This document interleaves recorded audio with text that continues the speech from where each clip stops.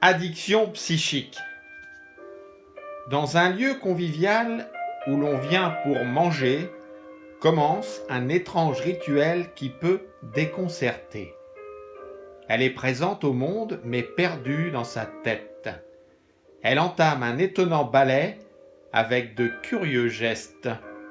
Puis, elle dépose son plateau sur le bord de la table, se tient au garde-à-vous en scrutant chaque détail. Elle attrape une cuillère pour se mettre à gratter toutes les petites saletés avant de s'installer. Elle organise l'espace pour mieux se protéger, quelques chaises bien rangées servant de bouclier. Son assiette plate est centrée au millimètre près et copieusement remplie avec des légumes frais.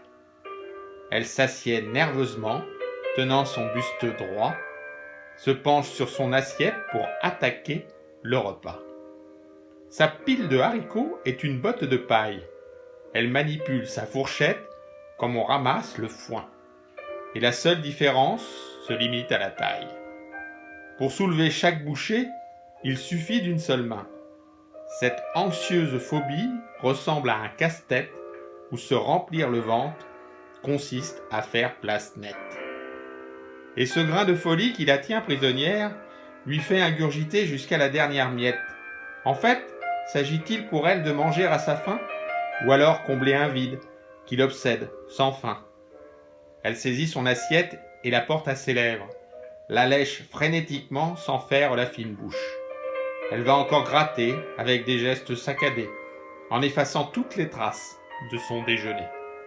Un récital maniaque, une vaisselle rudimentaire, avec en touche finale un rangement minutieux. Elle ne partira pas si tout n'est pas parfait. Elle lustre chaque couvert qui brille comme un sous-neuf. Avec acharnement, elle frotte encore le plateau, auscultant la table pour traquer un dernier défaut.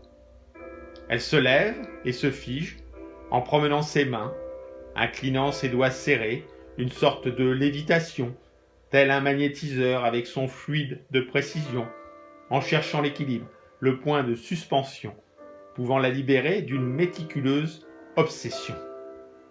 Soudain, elle décide que les choses vont bien. Elle rompt le sacrement, reviendra le lendemain.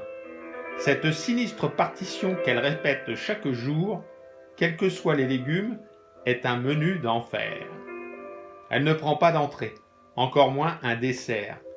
Rien que le plat principal est une foutue galère.